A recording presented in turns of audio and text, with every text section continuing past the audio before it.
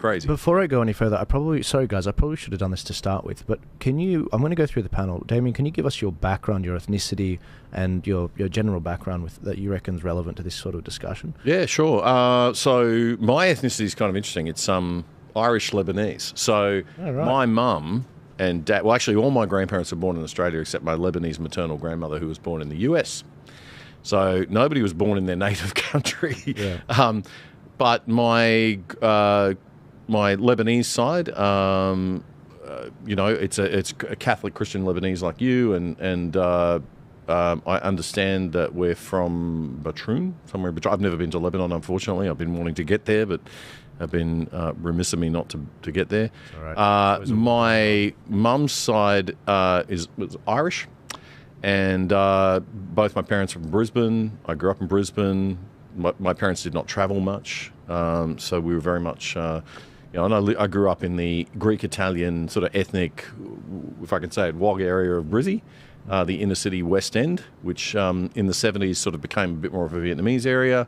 The Greeks moved out to the suburbs a bit more, and I went to school there, grew up there, went into broadcast journalism out of school. Worked at 4BC, then moved to Melbourne when I was 19, worked at 3AW, went back to Brizzy, worked at the ABC, worst year of my life.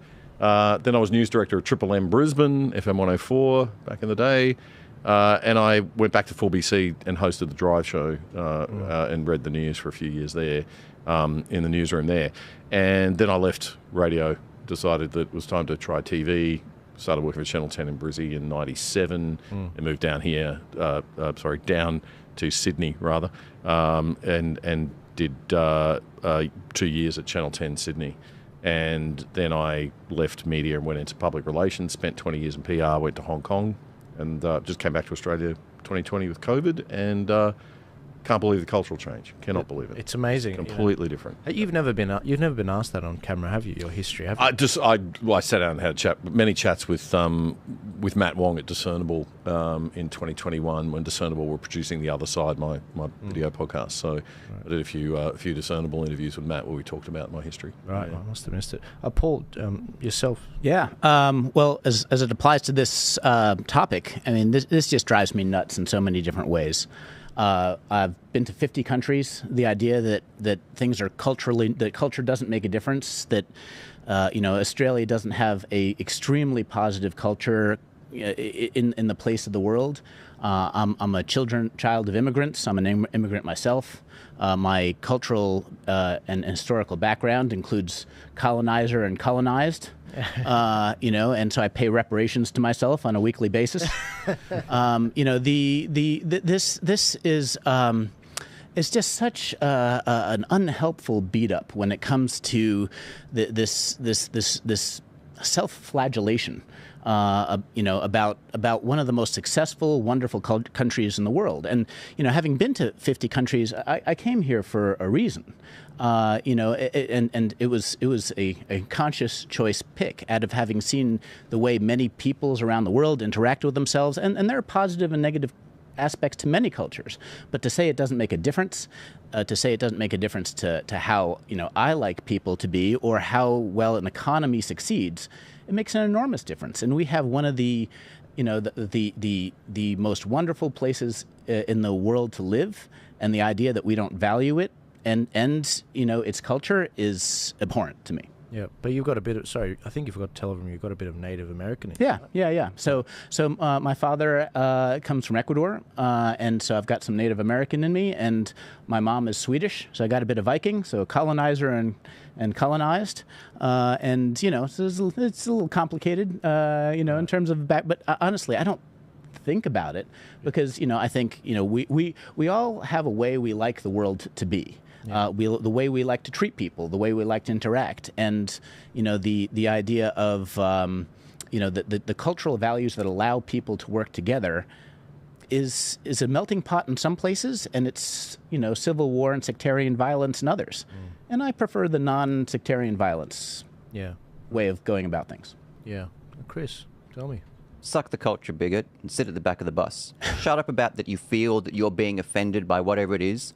We're in charge now. the private school Meridian girl, elected MP who fled the civil war in the United Arab Republic. Now, with her PhD in counterterrorism, tells you that your feelings don't matter because I saw racism today, she says. This inner city resident, particularly wealthy with the rest of her family, engineer, she has. Do you mean the Anna Lee. Anna Lee is it? She's an MP. She's an MP. She's in a she's in cabinet, right? Teal? No, she's Labour. Labour. She's Labour. Labour. Yeah. Labour. Yeah, right. I don't think there's all the Teals are white. Yes. All the Teals are female. All the Teals are female. cockles. Yes. Oh, yes. Gucci That was a green. prerequisite. Back to Anna Lee's sneer at the woman saying, "Hey, I feel this. What do you think?" Yeah. The response was, "Well, I feel racism, so shut up." Yeah. I feel. What about me? That's right. This woman says, walk "I around have in my opium." shoes, even though I'm as white as the driven snow myself. You know, she's whiter than I am. And that's where we come to it, Damien, because it doesn't matter about what your ethnicity might be. It's about how we look at you.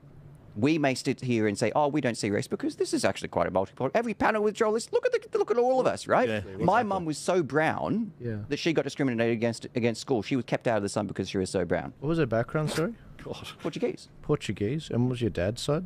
My father's Belgian, Flemish. Okay. There you go. Diverse. So we literally but don't my- have a white guy. I brought you on here to be a token white guy, and we don't have a token white guy. Damn, we lost it. I could be Damien's half a let me token, down. my guy. Freaking Paul's Half let a me token. down.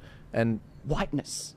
It's Yeah. about whiteness, multicultural whiteness. It's not about the color of your skin anymore. It's about how you see the world. And we're all here quite white. And we will get into her comments again, Chris. But oh my God, like she was making the point. I don't bash the white guy, and I'm like we were sitting with a panel of coloured dudes, and we're like, what the hell? Just leave the white dude alone. He's gotten enough crap already. And then she hits us with the soy, Australian values isn't your soy sauce on your sausage roll. Who put soy sauce on a sausage roll? Patronising, condescending, talking down. I mean, that's all the characteristics of that mentality, right? Where it's just pathetic, and I'm tired of it. I really am. Moe, can Yep. you tell me your background?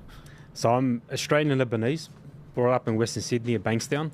I went to a Islamic school from as young as I can remember, kindergarten, right? Growing up, we were never told, to play victim, you're Lebanese, you're not white. This is something that's come recently that I found. For as long as I remember, we used to recite the Australian anthem. We're proud to be Australian. This is what I remember being in an Islamic school from kindergarten onwards. It was a good atmosphere. We're always told to be proud to be Australian. In my, professional career, running a business, you sort of get thick skin and you understand how the world operates. It sort of teaches a person, right? I've realized that you can't always play victim. And the ones that play victim, using their identity, whatever, are people not cultured to, govern us or run us or even speak for us. So I've done a bit of traveling myself. I've traveled to the United States. I've worked in America. And when I travel, people ask, I can tell you're Australian, got that accent.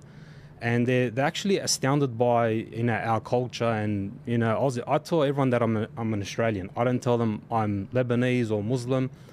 First and foremostly, I'm an Australian man. And, they're pretty fascinated about our country. I've met, people in the US military and I get along with them just based on conservative traditional values, Yeah, and that's really what I want to lean into here. What we're seeing going on in the UK, Europe,